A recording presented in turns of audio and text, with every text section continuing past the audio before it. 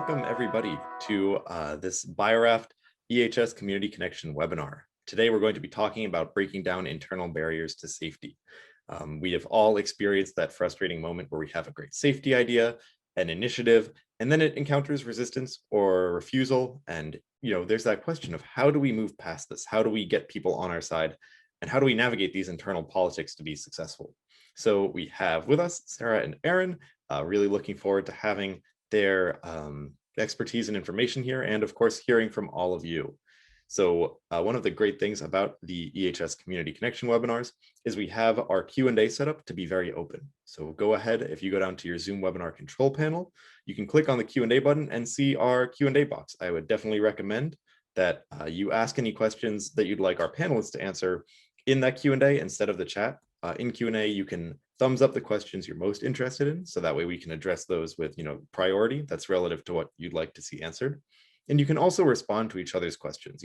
We don't want to be a bottleneck for information here. We want to help provide a space where that can be shared and facilitate sharing it.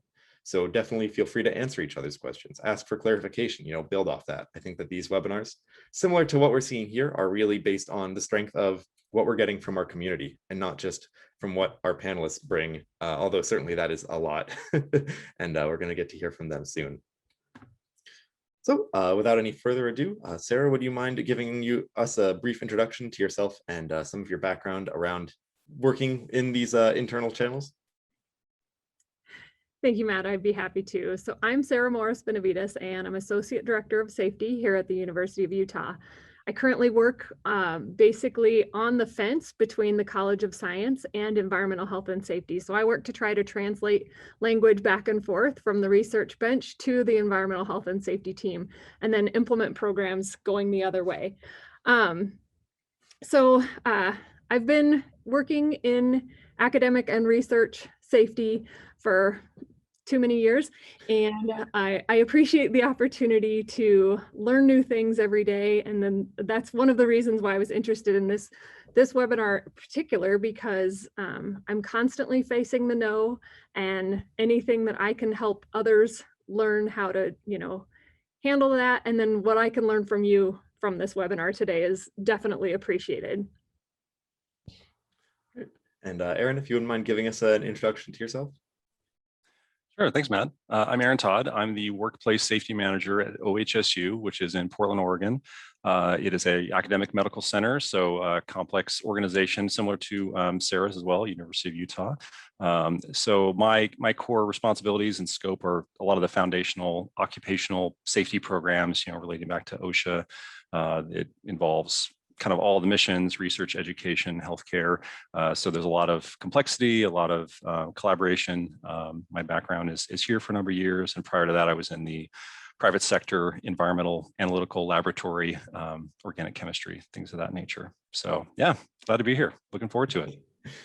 All right, fantastic. And we've also got a little bit of information here from our panelists, offering some advice that they wish they'd followed a little bit sooner. I really like that particular prompt. I always feel like it's not just good advice, but things where you think, past self, if only you knew. So we've got that up here for the webinar, and we can get started with our questions. First one is coming to you, Sarah. Often, individuals and other groups can have a bad first experience with EHS and hold on to that. What do you do to identify when this is happening and work around it? Okay. I thought about this question quite a bit. So we as EHS personnel on campus often get lumped in with whoever people have worked with in the past that they see as safety. So, their first, kind of interaction with you, it may come across a little bit adversarial just because of some of their past preconceived notions and things like that. So one of the things that I try to do is keep in mind, who in particular sees you that way, and then do your due diligence to make them understand that you are on their side. So work with them within their spaces, talk through their processes. One of the things that has always worked, especially when thinking about the academic side of things, is tell me about your research. if you get them started talking about their passion, which typically is their research, that opens up a huge amount of, goodwill. And then you get to learn how to interject a little bit about how we can do that more safely as they're talking through their processes. So that's certainly one of the ways that I've tried to overcome that challenge. Another one is I flat out asked one of my more difficult customers, what could we do better to help you get your work done? And he said, make me a partner. Don't make it like you're trying to enforce something on me or trying to impose something on me. Make me a partner in that implementation. And I've always tried to remember that as I talk with people in their spaces. Yeah, and it's a little frustrating too. Sometimes you go into a space for the first time and somebody else has been there before and really laid some difficult to work through groundwork. And whether it's your fault or not, you just need to go in and fix through that. And Aaron, next question for you, sort of on a similar vein of you've got this, overcoming a bad first impression. What do you do to leverage positive feedback to pave the way for future success? Right. So feedback is, I'm kind of fascinated with it in general, right? It's something we inherently all want at a very basic level, but we don't seem to do a lot and we don't seem to give naturally or invite, right? So it's kind of something we all want, but we are all kind of operating like we're assuming that we just know, right? Like people will know, yeah, they'll get the hint or something like that, but we don't. Like there's a lot of assumptions that go into that. In our roles, a lot of if you're very, the cynical side might think we're here to enforce, we're looking for what's wrong, what are the risks, what are the gaps, and that's important, right? That's what we're here for. But as a means to have those conversations or be a little more comfortable with it, and I this resonates with me personally too. Like I like being a positive person and I like winning others over, and I don't want to be a force of friction, and I don't want to invite conflict really. And that's why I'm trying to be better at it. So as a means of getting ahead of those future conversations, of really difficult conversations, constructive feedback, I try to find opportunities to reinforce the things people are doing now that are right. Like, right, if we look around, there's a great number of things people are doing every day that maybe they had really good training before, or they're not aware that not everyone does it that way. Someone working on something and they're using a ladder, they've got the right tool for the job. They're not, using a step stool, they're not at the top of it. It might seem like a really awkward thing, and feedback is kind of inherently awkward, right? Even if you get used to it more and more. But finding a means to reinforce that kind of gives you a bit of a rapport. You're telling them you notice the things they're doing. You're not just there giving them a hard time. It makes it easier to have those harder conversations when it really matters. So that's kind of how I try to balance those. That idea of just connecting with people and starting things off that way can just open people up to so much more and much better, more honest conversations. One of my favorite things is, we have this kind of classic, how are you? Hi, good. How are you? I always try to respond to that sincerely. It's very disarming. Sometimes people get a little bit alarmed, but sometimes it opens up some really nice conversations and gives you that in to then, ask them and give them permission to give you a sincere answer as well.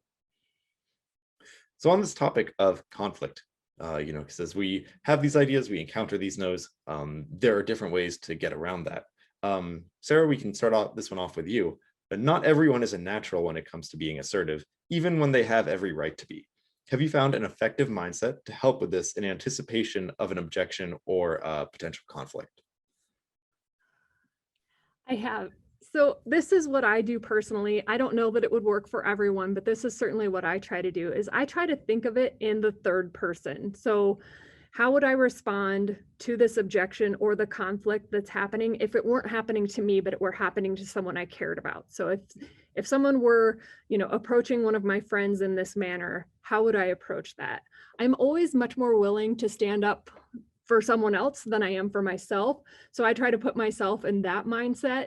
And then in thinking about it, I always try to be somewhat intentional in that. So explain what my intent is with the way I'm responding, just so that way they understand that I'm not necessarily making it a personal, trying not to escalate the situation, especially if there is a little bit of that conflict, and then work to try to find, the common ground and then de-escalate as much as possible. So those are some of the tips that I use. Do you find that there are any particular strategies or things that you found are useful to remind yourself of when you're working on that de-escalation, especially when you may be finding that you're feeling a little bit defensive or aggravated? So two things I would suggest. Slow down, because the quicker you go, the quicker the response, the less time they might, take to reflect in that back and forth. And then I've also found that asking for, hey, can we just hold off on this for a minute or two? I'm going to go grab a drink of water. Let's come back and talk about it when maybe we're both not at this level of either emotion or reaction or whatever that looks like.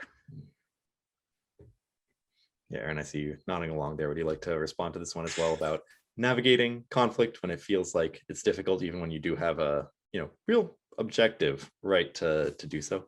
Sure. No, those are all great points, Sarah had. I totally echo those sentiments.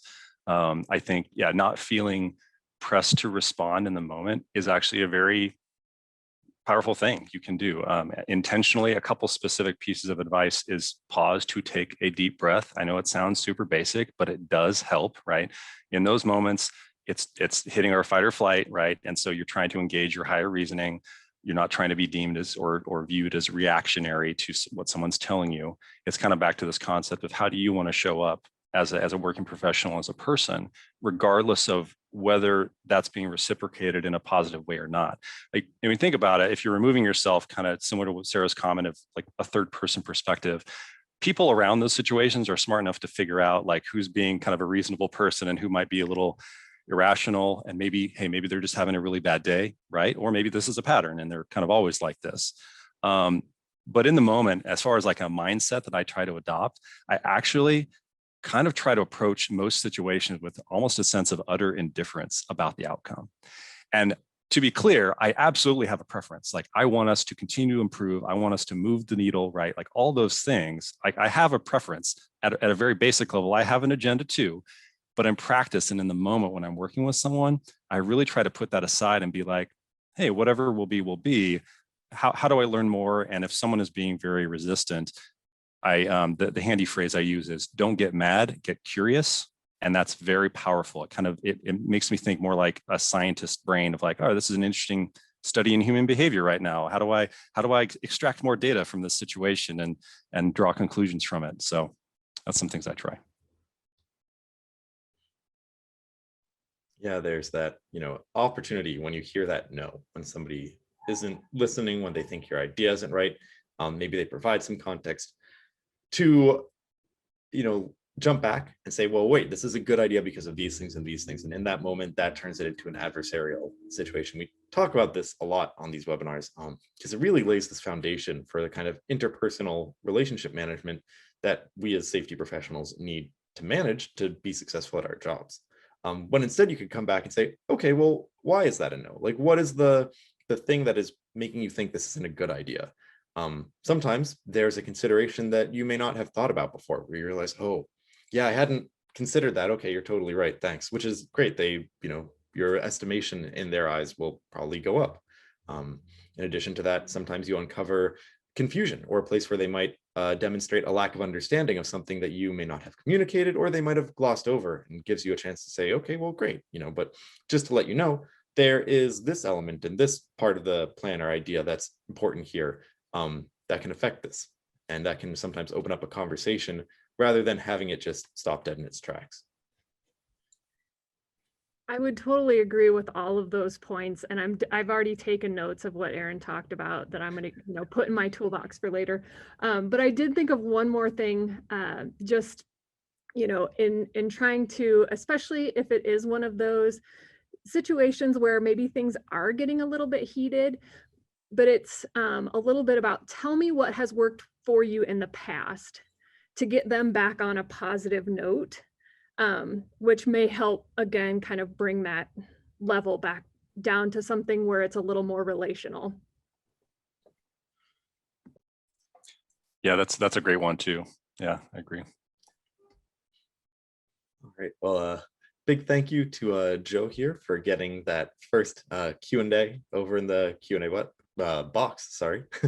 Richard, thanks for sharing your information as well about your time and safety. We are this week doing a different prompt, and it would be great to have everybody respond as we continue speaking. We're trying to get a sense of just how long everybody in this community has been managing safety for. We've got a fun word cloud over here that's already changing and growing a lot, and I'd love to hear more about just where everybody is at currently. 8 coming far from behind, which is very exciting, and we'll be able to pool all of this information and have it available for you next week's webinar to just sort of see how much total knowledge we have here. Again, we really try to push that these are about the whole community and what you all bring to the table. So we've talked about how to navigate these individual interactions, and when you encounter the snow, when you encounter a roadblock, how to get around that.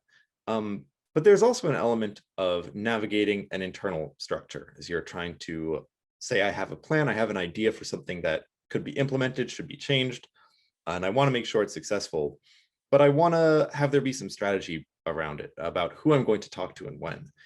So Aaron, we can start with you on this one. Are there any thought exercises that you regularly turn to as you prepare a plan for success at a larger scale? Sure. I like to remind myself in those moments too, I'm setting my own expectations, so I'm not upset or angry at the outcome, right? It's kind of back to that concept of being a little indifferent. So I'm not causing myself to suffer needlessly. But, I try to remind myself that, insofar as we as EHS professionals accomplish anything in our roles, it is always through other people, right? I mean, it really is. Like we're trying to help the people and the leaders in the organization do the right thing.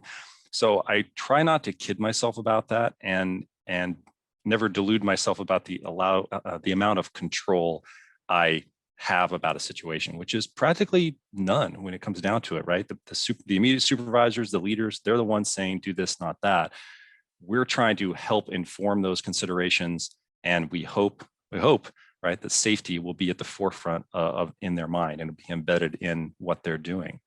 So I think in a way of doing that, it's kind of presenting the options, couching things in a conversation of, a framework of how leaders might digest the information to be able to act on it, right? Sometimes we have an idea in our minds of like, well, this is what they need to do, but, leadership especially, there's so many competing demands for their attention. How do we put that into a concise thing for them to care about, and then give them a range of options to choose on what to do about that, right? And then we kind of step back and let it run its course.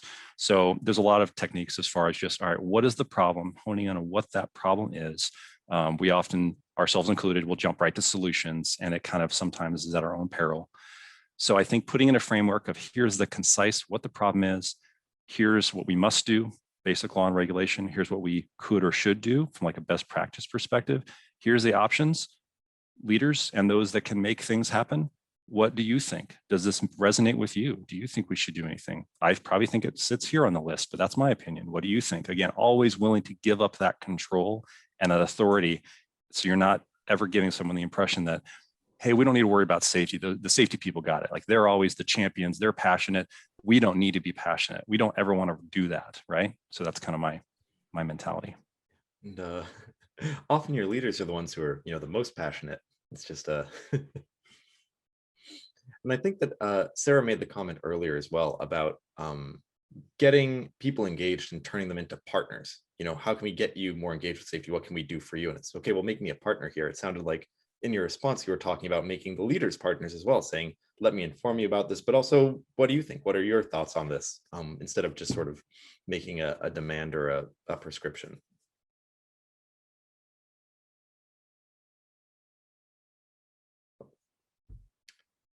Okay, and Sarah, same question to you as well. Are there any particular thought exercises that you regularly turn to as you prepare a plan for future success? I would say very similar to what Aaron talked about. I think the one thing that I also try to do as far as, thinking about how do I get people's buy-in, how do I move the project forward, is I kind of go both ways. What would my champions think? Would they be on board? Would they be ready to, kind of take up the armor and fight this fight for me? And then on the flip side, what would the naysayer say? And can I have arguments ready for that? Those are kind of the try to find the extremes in your own head and plan for those. So that way, when you're ready to present your new program or whatever that looks like to the leadership, you've got both sides. You've got, here's your benefits, and here's the people that will likely be on board, get them on board and move forward. And here's what your naysayers are going to say. And here's how we can combat that. Yeah, to that point, I agree. That can be really valuable, right? Like we inherently might want to, like, oh, I know so-and-so in these groups are really going to be resistant. So let's, how do you silo that? Well, actually probably want to engage in that because, either you get them on board to some degree, or you get their leadership to say you're going to be on board, and there you go. Or you actually can extract from them, well, why might it fall flat? How might this fail? And the end result of that is going to be a stronger product that's more defensible, more thought out, more sustainable, right? So it's kind of counterintuitive, but leaning into that discomfort more often than not can be pretty helpful, or you can leverage those people and making them partners in the long run. So yeah, great point, Sarah. I would agree. Sometimes, I mean, when you think about the negative Nancys or whatever you want to call them, oftentimes there is a nugget in there that will totally help you as far as, seeing what that struggle is for those people. And, you can kind of help get around that just by really, and no, it's not always fun. Aaron mentioned that it's uncomfortable. Sometimes it is, but sometimes that's what's really needed to get that best possible outcome. I like that perspective a lot. Of there are going to be these negative people sometimes, and usually, at least in my experience, when you encounter these very negative people, the amount of negativity they have is proportional to the number of times they haven't been heard. Like oftentimes there will be, like you mentioned, like a nugget of truth in their concern or their fear, but it hasn't been heard, and it amplifies and amplifies because they keep not being heard. When you encounter those people, sometimes it can be useful to say, hey, you know what, you're right. This is something that I like. In the tell me more, Aaron, that you mentioned, my favorite thing before I really have gotten my brain into the right mindset is to say, you know what, you're right, and then figure out how the other person is right. And validating those, kernel concerns can sometimes unlock and unblock somebody who may otherwise just sort of try to be a roadblock. Sarah, you mentioned earlier this idea of a champion. Is that something that you could explain a little bit more for the folks who haven't encountered that term before?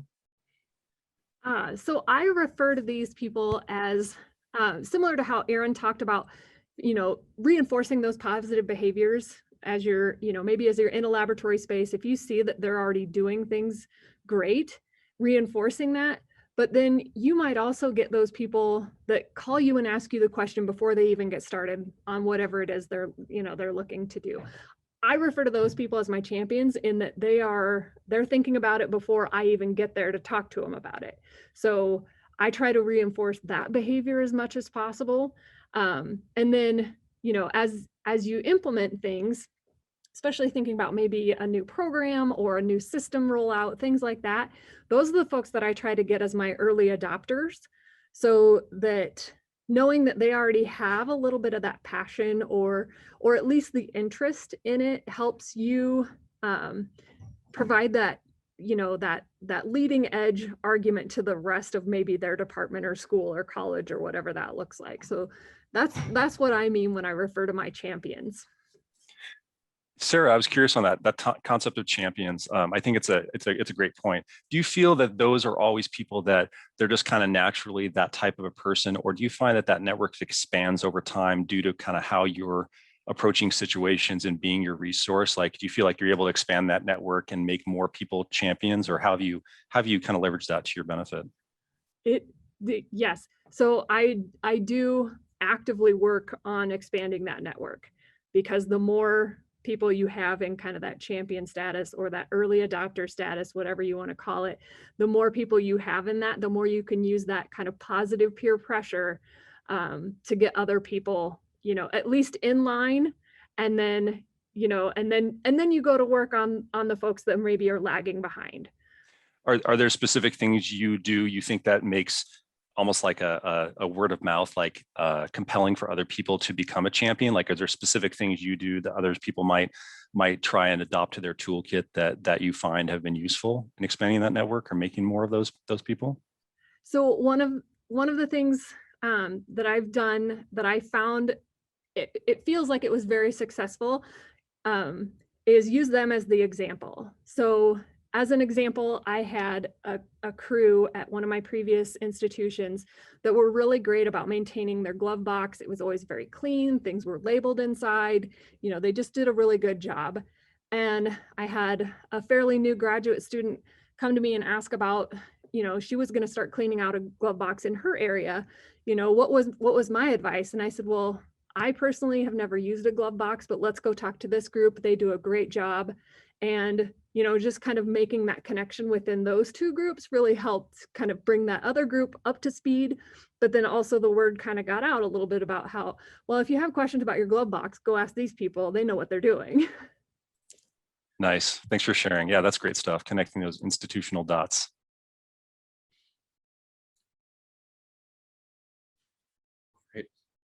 Great. So moving on to our next question here.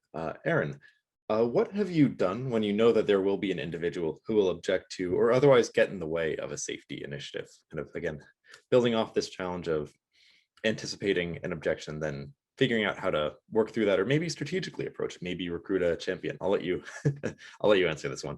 Sure, right. Yeah, as much as we like a one size fits all, there's a deceiving amount of nuance and complexity there, right? But I would say the general things, and I welcome others to chime in with their experiences, is kind of thinking about the dynamics, what role that person's in. You might have folks that are a little more reluctant or the naysayers, but maybe for reasons like we were just talking about, maybe they have something that you actually want to learn more about. If they're maybe like a frontline staff. If it's more of a leader of an area and an initiative, you know, it depends. I would say I try to find the means to connect with them and find out maybe why they're reluctant, or, you know, again, tell me more, learn more about it. I think a lot of leaders, honestly, there's a lot of things coming their way, right? And I don't think, you know, if you were to ask them directly, most people directly, you know, do you care about safety, or do you want an unsafe work environment? They're like, well, no, I want safety and I want my people to stay safe. But when then the rubber hits the road about, well, what are the things that you're paying attention to and coming your way in a given moment, a lot of that's, you know, the metrics, what's being tracked, and that may or may not relate to safety. And so it makes sense, right? Like it kind of makes sense. And if you were in the same position, you might be in a similar, like, I don't have time to deal with that because I got all this other stuff. So adopting that empathetic mindset about what if I was in that situation, like how would I be feeling, can kind of help you have that conversation. If you feel like there's no willing to compromise or kind of open up about what the struggles they're facing and why they're reluctant, or why maybe now is not the best time to do the thing you're so concerned about getting forward, then at least when you have to escalate to their leader or whatnot, you can at least say, hey, I tried to have the conversation. This is what we talked about. I'm concerned about this. You're not really throwing someone on the bus. You can kind of still leave things open-ended. You're not, you know, attacking someone's character. And you may be able to even help that person if it really is an operational, you know, they have too many competing demands, or they have too many direct reports. They're managing so many things. Safety is hard to find a home there. So how do we help them out? So, you know, looking at that from that team perspective, that collaborative perspective, you know, more often than not, people have good intentions, but they're just, you know, at the mercy of what's coming their way. And so assuming positive intent is really helpful for that kind of mindset. I don't know, Sarah, any thoughts? I would agree with that. Yeah, just, you know, sometimes we may, you know, kind of, if we've been trying to reach out to the person continually and we're not getting the response we want, sometimes we might take that in a negative manner. But like Aaron mentioned, you know, try to assume that positive intent, try to, you know, put yourself in their shoes. One other thing, I really try to do face-to-face as much as possible in those situations, especially, you know, granted, I realize we're all very remote right now and doing a lot of things via email, but it's a lot easier to ignore an email than it is to ignore, you know, someone right in front of you. So that's one of the things that I really try to do, is just, you know, get some face-to-face time, even if it is over a screen. And also to build off that, screen time, having your camera on, just having your face out there, you know, mask to, Aaron made a comment in the chat, mask to mask. Definitely the closest we can get in a lot of cases. But I've been on a lot of calls with folks where the difference between having it just be voice and having it be a video, or alternatively going for an old-fashioned phone call instead of just a Zoom call. The latency, that little delay in conversation and the quality of the audio can make a big difference. The energy can be very different there.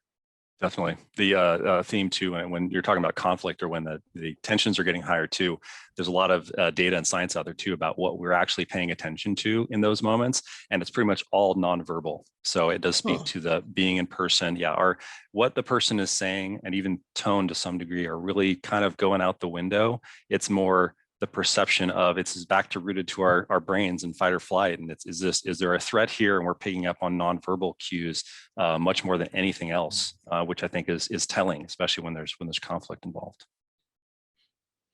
That also, it's funny, that ties, I think, very well into what we've spoken about quite a lot on these webinars, about looking for that perspective to sincerely care about what the other person's priorities are, what they're interested in. You can fake that interest. But getting to your point about having, yeah, exactly, about those nonverbal cues, if you're going to fake that interest, it's going to be hard to have that come through in your inflection, the way your facial, muscles are moving and everything, the way your body language is. People can pick up on that, and it doesn't really make it as effective as really having that sincerity come through in your language. I agree. I think people are savvy and they pick up on that. Even if they couldn't put a finger on what was off to them about that exchange, they know. So if you're not going to be genuine, I would say don't. I would say find the means to how you can be genuine. And I know a lot of people make it very difficult, right? If it's a person that, oh my gosh, so-and-so, it's been every time, it's always, how am I going to work through it with this person yet again? It can be hard, right? Like we have this notion and this opinion in our head of them and their motivations. And we have this whole narrative in our mind about what we're ascribing to them as a person and their character, which is not accurate, right? But it's just our perception. And so trying to find a means to combat that, it can be very helpful. Yeah, and as we are coming up, getting close to where we'll be transitioning over to our Q&A, just a reminder to everybody that you can go to your Zoom webinar control panel, click on the Q&A button, and take a look at our Q&A. You can ask your own question.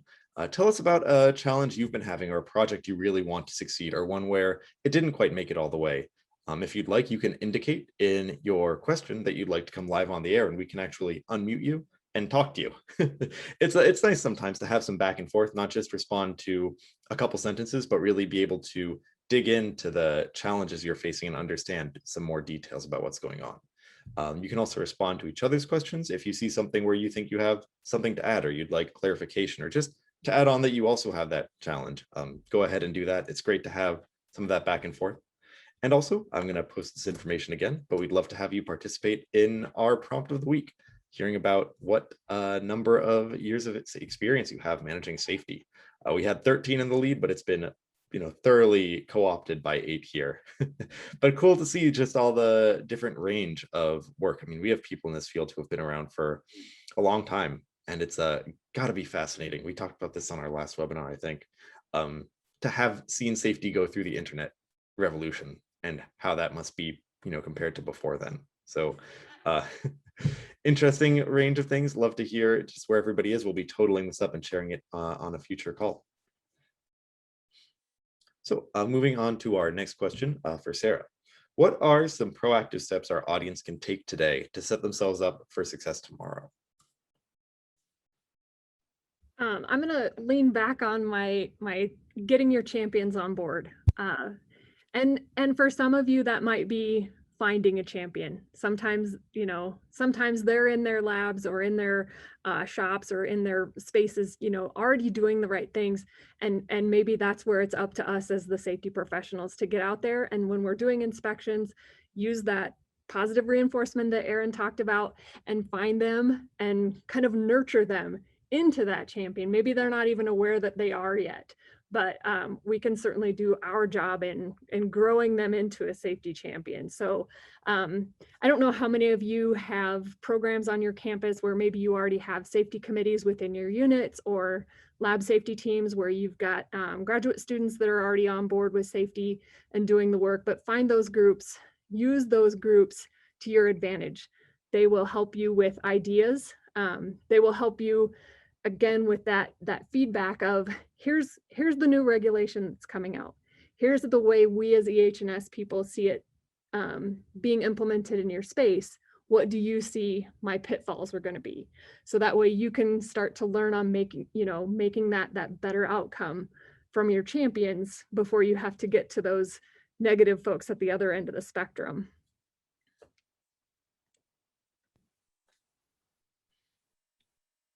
And this is also one of those moments where if anybody has their own personal tips that they like doing, that they think, oh man, every time I have an idea, I do these 3 things, share that with us. We love to hear that and learn from you as well.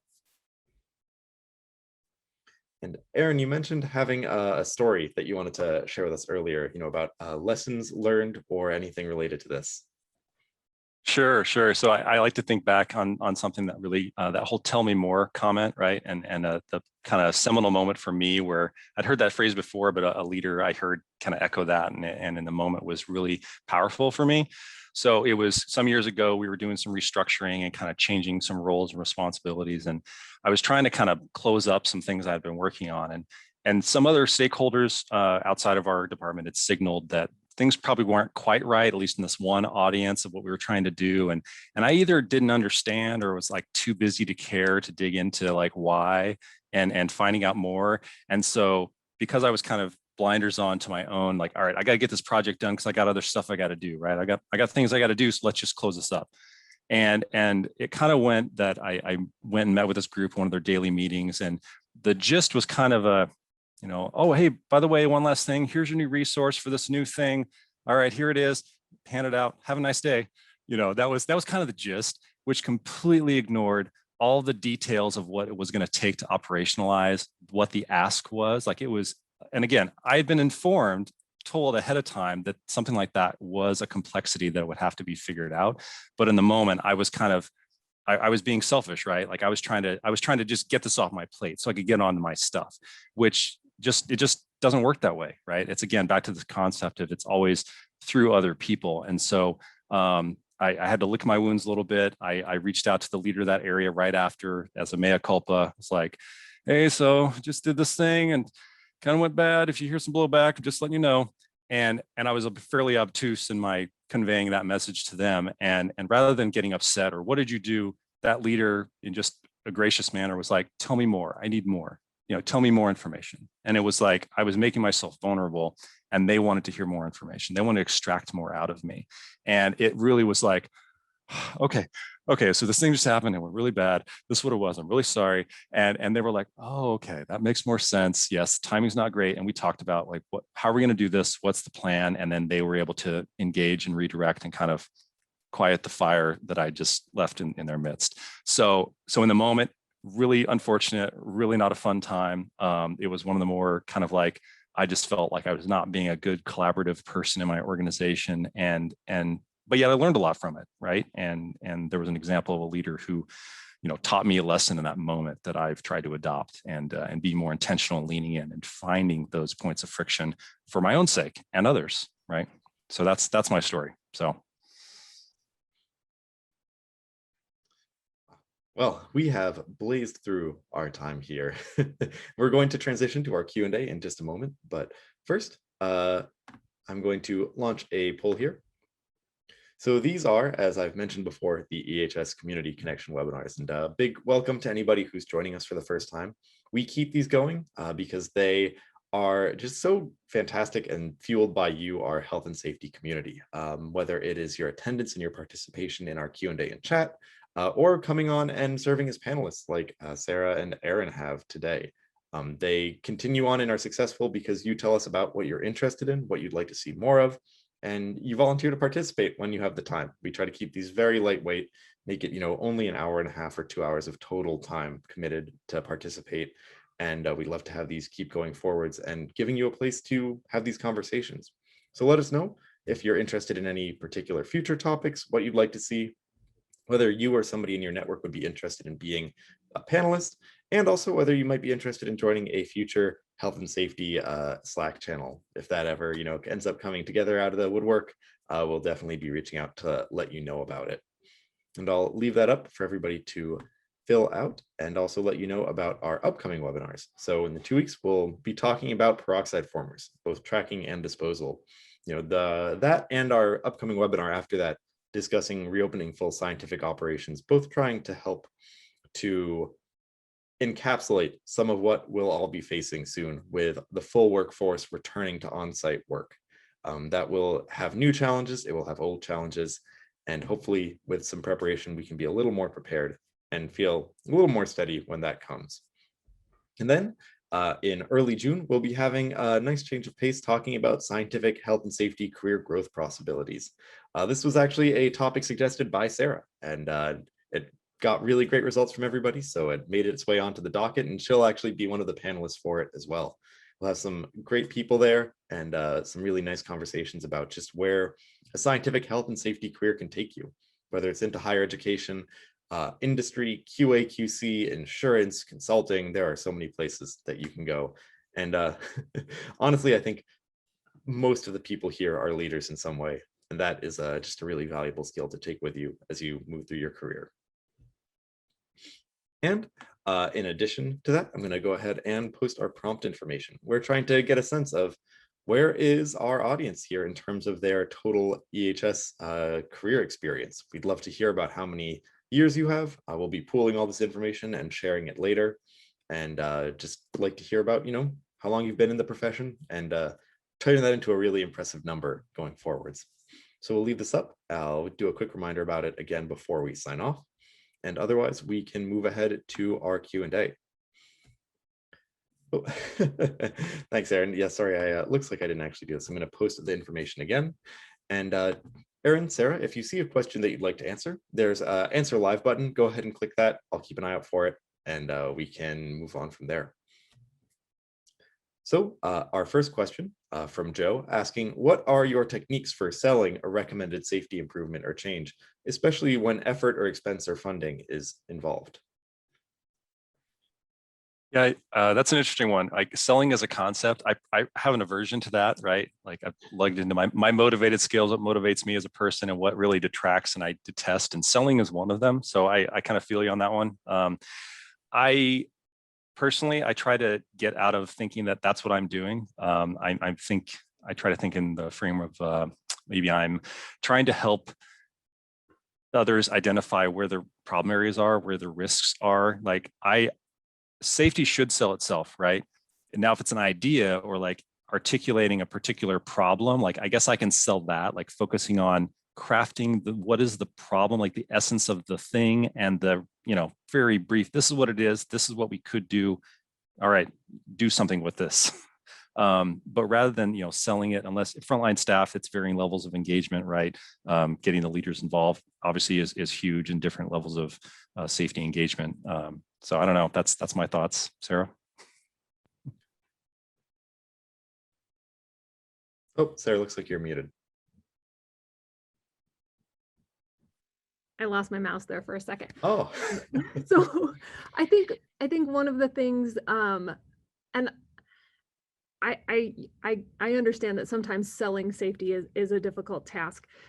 Again, I think getting the buy-in at every level is really so. If your leaders are already on board, great. But if they're not quite on board yet, sometimes using folks maybe at the bench level to bubble that up is something that's helpful. So, kind of talk with them, see how they feel, or see what their ideas are to make whatever it is work. What are your ideas on how we could do this in your space? Because then you can sell that to leaders saying, hey, your people are already on board. They've already got some great ideas. How can I get your buy-in? It's like Aaron mentioned, we have to do things through others. So sometimes, we have to figure out who those others are to get the message across.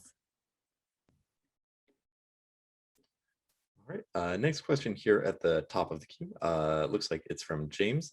How can legal requirements be applied to encourage either compliance or engagement in connection with health and safety procedures? And Sarah, it looks like you wanted to address this one. This is one again, I mentioned way at the beginning of this webinar about my first year in the health and safety field of, reading the reg and with my little highlighter and little tab markers and things like that. Sometimes that is what's necessary. We work with scientists usually that are very much, show me the data, show me what that looks like. And so sometimes they have to see it in writing like that. So sometimes having that regulatory argument right there in your hip pocket, ready to go. Well, the EPA says in, CFR, this is what we have to do. So this is why we're doing it this way. Or, it's sometimes that is what's necessary. Usually not, but there are people that do need to actually see the codified language around it. Sometimes having that perspective of, it's not you versus me and the regulation, it's you and me against the penalty that the regulation carries. So let's talk a little bit about what will happen if this isn't followed. Yes. And how do we apply that regulation? So like, Right. Here's what it says in black and white within the book, but how does that look in your space? How does that look to your process? That's another great point. Right. Institutional consistency, right? Yeah, you may have various end use locations that, you're looking at NFPA and all right, this applies here. And then we institutionally are just going to say, we're doing this across the board just to simplify things. And then that can be difficult to message as well. But yeah.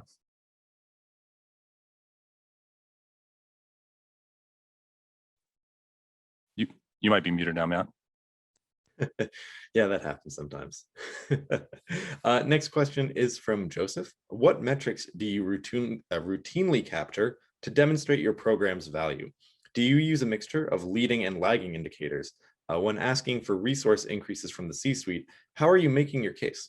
And this was also a little bit referring back to a comment earlier, I want to say from Hans, talking about providing leadership with the information that they need to make great decisions.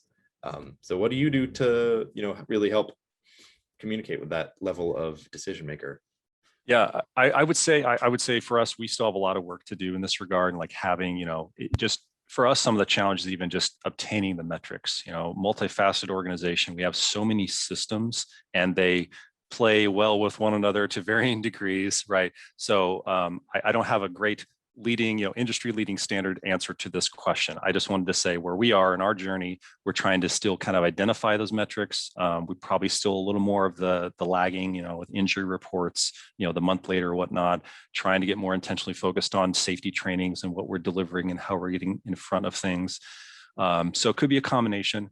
And when it comes to, resources, normally for us, it can be kind of the business case. What is the business case for the thing? And we kind of couch that in a conversation of, here's the situation, the current state. You have to learn about the current state, right? That speaks to tell me more, learning more from people in order to understand that, in order to make effective change, right? And talking about what are the basics we got to do, law and regulation, what could we do or should we do from a best practice perspective, and then letting all right, choose your own adventure of which option they want to execute, right?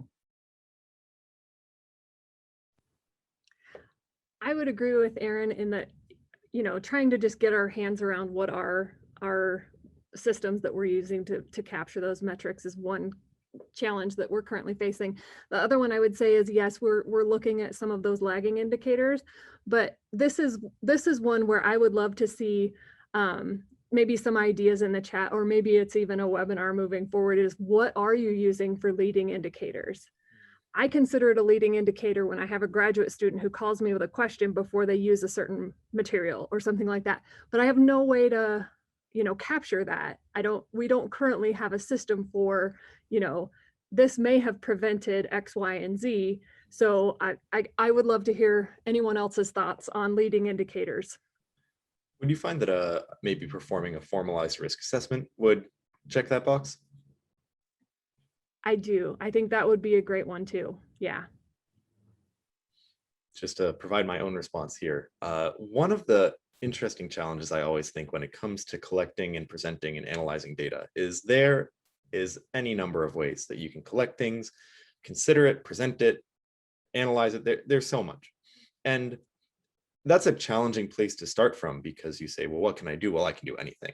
So a great way to help narrow that field down a little bit might be to go to that C-suite, to that person you're trying to convince or help, to say, hey, what are your priorities?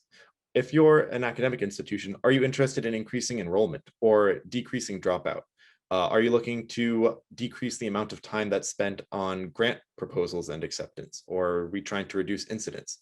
Understanding their priorities will help you identify the indicators and the leading and lagging ones that support those efforts. And then they'll be able to look great and say, hey, we're trying to increase the number of grants we're getting out. And right now, health and safety has reduced the amount of time that our PIs need to spend on safety so that they can spend it on grant writing instead of doing other supporting tasks. Those are a great way to do it. For more of a business perspective, sorry, I have one of my windows open to get some air circulation, and we have a little bit of a noisy street here. In addition to that, from a more of a business life sciences biotech side, you can look at time. That's usually a huge one. Time spent on trainings, on inspections, saying how long does it take for an inspection to get resolved? How long does a risk take to get addressed? Can represent a much easier dollar amount to link that to.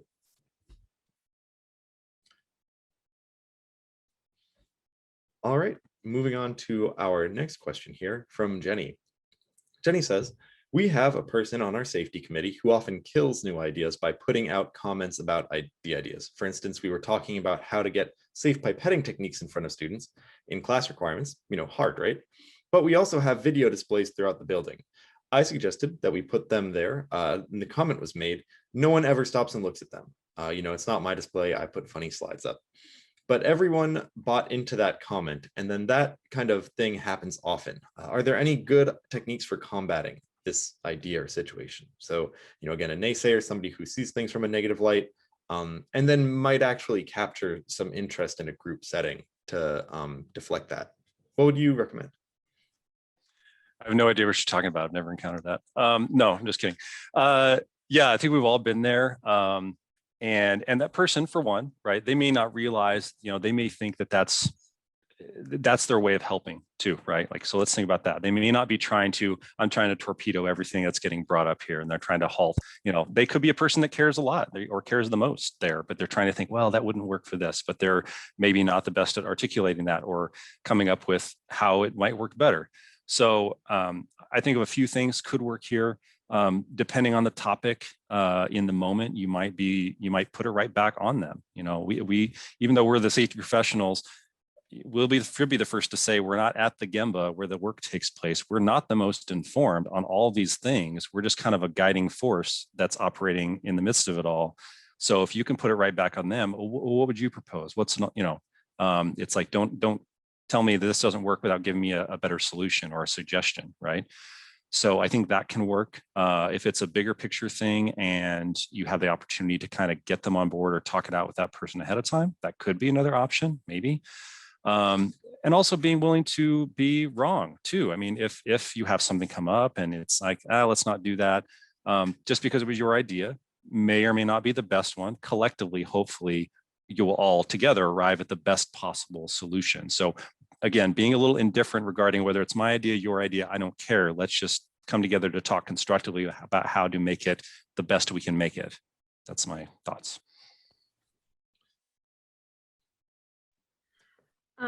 Just one other thought towards that situation, and I don't know what what there might be some underpinnings there or anything like that. But one thing that I've tried to do in the past with certain groups is maybe just try the old write down your idea on a Post-it note, fold it up and send it, and then one person, maybe a facilitator of a meeting, will read out everyone's idea. So that way it kind of removes that that feeling of maybe a personal attack on anything, or if they're going to be the one who's a naysayer, maybe it's also because they're afraid to put forward an idea, but maybe giving them that anonymity of writing it down and sending it in as a group might be a good way. Yeah, and also these skills that we're talking about, how to say, hey, tell me more, or you know what, you're right, and avoiding getting defensive, listening, taking a step back, asking about those more root cases, maybe saying, hey, okay, well, before we talk about this, do you think that safe pipetting is an issue? Is that something that we should be spending our time on addressing? Do we agree about this fundamental thing? These are hard to do in real time. They're really difficult to do in real time when you're also trying to present and listen and read the room and worry about COVID and all the other things that are going on in your life. And projecting, it's difficult. It takes time and practice. It's a lot easier to talk about than it is to do in the moment.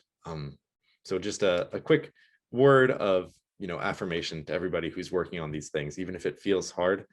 Having a few tricks like we've talked about can sometimes help make that transition into acquiring these skills a lot easier.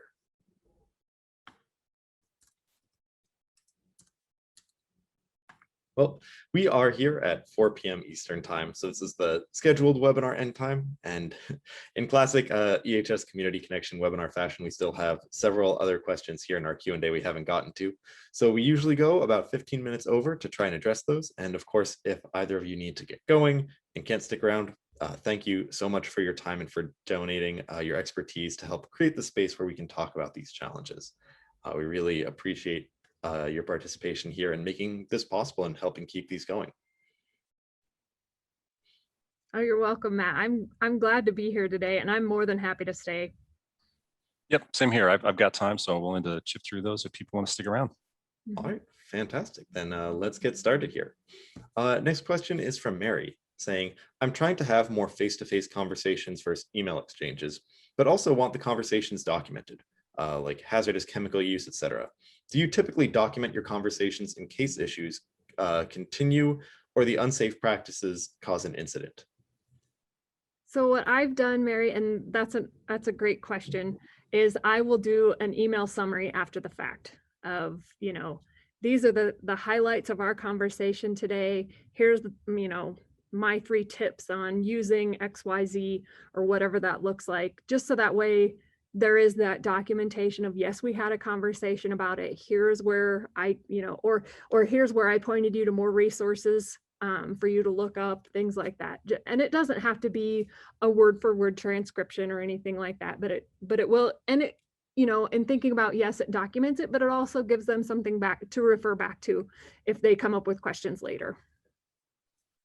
Yeah, I'd second all of that. I like the personal touch of face-to-face, if at all possible, especially if you're trying to correct a behavior or something, or a phone call. I've increasingly used those more and more too in our new world of getting away from at least mixing it up from our virtual video platforms, if nothing else. And then rounding back with a, hey, just closing the loop, just like we talked about, just to reiterate, here's what we covered. Thank you very much for being willing to do this moving forward. Here's some resources if you have further questions, and always leave it open-ended. That happy to help with any more questions. This is how you reach me. Just let me know.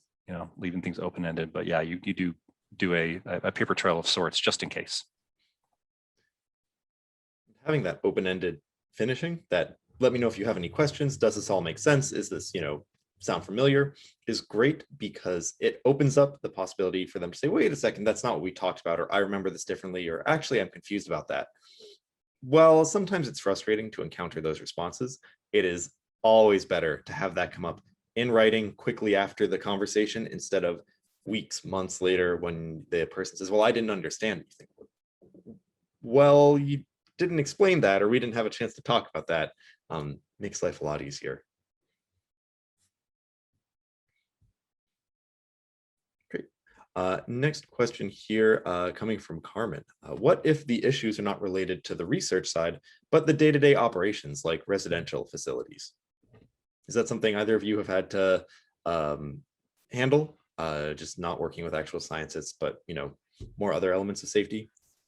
I kind of like to learn more. Oh, do you have, Sarah? Go for it. Sorry. I have a little bit of, I've worked some with not necessarily residential on campuses, but I have worked pretty closely with facilities personnel. So the folks that are out there, maintaining buildings, systems, and things like that. Again, it's very similar. It's I think Aaron mentioned the Gemba. It's go and walk and do, watch them do the work and help them understand that you care, about the work they're doing. And then another thing I've done, especially thinking about facilities in and of themselves, is they typically do what they call Toolbox Talks or something like that. I've tried to participate in those just so that they get to know, okay, so you'll see me walking around your buildings. Please stop me and ask me if you have a question about something, or if you've seen something weird. Again, it's just that, kind of learning who they are, what they're facing, and then, helping answer their questions as they come up. We've actually sent a quick message to Carmen, and she's going to come on quickly to tell us about her challenge. Yeah, so let's get some more details, Carmen. Welcome. Hi, everybody. Thank you so much for answering my question. I think that, of course, partly, or at least in the new campus that I'm working at, the amount of people that are covered within safety is something that I've never even fathomed before, because it's different when you're part of an industry as when you're switching into the education side of things. So there are a lot of ins and outs that are not as easy as following them up, because there is 100 or 300 or 500 people that are part of the residential facilities team. But I mean, my question was more geared towards new ways to improve the channels of communication of the higher ups or the higher ranks that do have those safety meetings every month. But then when I go take measurements on the field, which I've done several times, and I speak with the actual workers, then there is a complete disconnection as far as all of the things that I also hear when I'm in the meetings with the associate directors or the supervisors or the managers. So I'm sorry. So I'm just wondering if there is any ideas on how to approach this very specific scenarios in which there might be a side of the story that shows that there is some sort of ideas being put in place. But then when I really go and talk to the people that are taking the brunt of the work, all of those ideas and projects and information is not really reaching them. Yeah. No, thanks for elaborating, Carmen. We don't have that necessarily the same nature at our operations, but I think that's a really common problem and phenomenon, right? Where you increasingly up the leadership chain, they're removed from the work, and there's an inherent disconnect. I mean, that is a reality, right? Some things that maybe to kind of bridge the gap, I think that might be useful is maybe, and this can be a difficult thing, right? If you're talking to senior leaders and how do I give them this constructive criticism that maybe they're out of touch, right? How do I make that land correctly and have the desired effect? You might just kind of share it from an observational standpoint. So we were having these meetings and this is kind of decisions and the nature of the discussion. I was out here doing these things and having these conversations, and it sounded like there's a bit of a disconnect, or those aren't lining up, or I'm hearing conflicting things. What are you hearing when you're talking with the frontline staff? Maybe implying that they should do their own walkarounds. That's an effective tool from leadership, but they don't always carve out time for. That might be something. Just a thought. Thank you. I would agree with Aaron on that thought. Really, and you can do it just how Aaron mentioned, so that it allows that leader to save kind of face in that they don't have to admit that they haven't been out and talked with their people. You can say, what are you hearing? That way, they may say, oh, I don't know, but I'll go find out. So it may help that, again, like Aaron mentioned, it may help spur them into action. Thank you so much. I'm interested in everybody being safe. And that question kind of has been in the back of my mind whenever it comes to elaborating a new way to communicate with everybody and keep everybody in the same line of information. And of course, as I mentioned before, and I know that probably Matt remembers me from other meetings, coming from the industry or being an occupational safe or environmental safety, and all of those together, representative, and then going only into safety, and for population of a campus that has probably millions of people involved in the process, it becomes a little bit more complicated to understand what kind of strategies will actually make sense to make sure that all of those bridges are connected properly. In addition to that, thinking about how do you take this observation that you saw on the ground and then maybe communicate a disconnect or try and get that noticed. One way of framing that could be saying, hey, I was walking around, I was speaking with the people, and here's what I observed. And here, I wasn't sure if you were aware of this happening. I wanted to let you know because from my background in safety, I can tell you that these are what will happen, what the repercussions are if something goes wrong, if this is uncovered. Also, there's this classic element of, oh, I guess it's a really terrible time for Microsoft Update. There's this classic element of, if I'm seeing this, we can safely say this is probably happening 2, 3, 5 times as often as it's actually being observed. And then when you combine that sort of uncertainty plus the repercussion, that can sometimes inspire that kind of dread that gets somebody to care about safety without you needing to, again, create an adversarial thing of, I'm going to make you care about safety. That can sometimes be a nice way of getting somebody on your side as well. Awesome. Thank you so much, guys. All right. Yeah. Thank you for coming on and telling us about your challenge.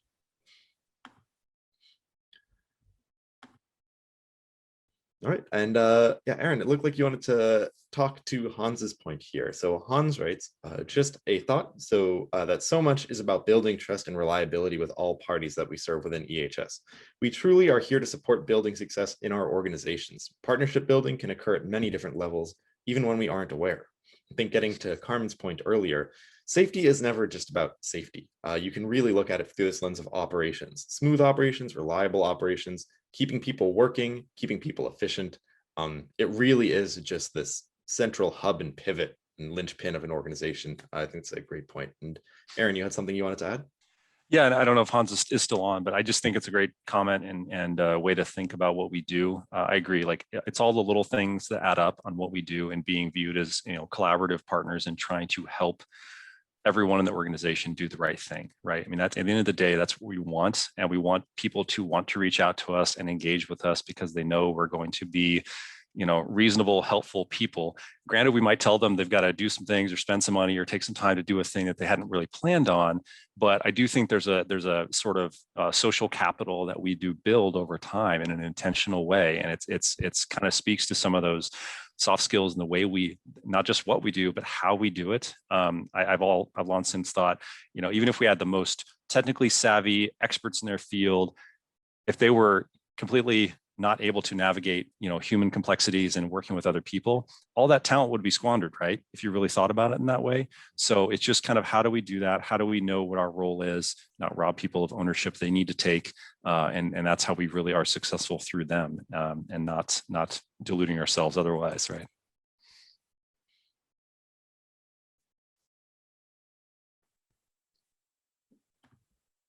There we go. Just gonna quick. We have one other comment here, just to share it out with everybody, from Joseph, who asked a previous question about leading and lagging indicators. Joseph commented, believe that there are a wealth of leading indicators from your safety assessments, especially if you have a lab self-assessment program in place. How frequent? What are they finding? How often is the supervisor going through the space? How often is safety a part of the agenda in various department or lab meetings? All great ideas. And I think that also reflects this element of, you can take all of these things and then break them into multiple dimensions. There are so many different ways you can look. Having some guidance of what you're trying to prove or demonstrate can really help make that process a little easier, and also prevent capturing this information from taking too much time, because that can really, it's a delicate balance between showing that you're having an effect and actually doing things that have an effect in the first place. Well, with that, we have reached the end of our Q&A. So really fantastic. Thank you, everybody, for coming in and providing your information and questions. I'm going to take one last look here at our Mentee poll. I'm going to also just post this information in quickly to give folks a chance to participate right before you leave. But a huge thank you to Sarah and Aaron for your time here. This has been a fantastic webinar. I feel like I learned a lot about just how to go into these kinds of conversations and try and end up with an outcome that will be useful. And really loved hearing everybody's use cases and situations. And I hope to see many of you again next week, the week after, for our upcoming webinars as well. Thanks so much, Matt. Thanks, Sarah. It's been great. Yes, thank you both. And thank you to everyone who participated. All right, fantastic. I will see you all in 2 weeks, and have a great weekend.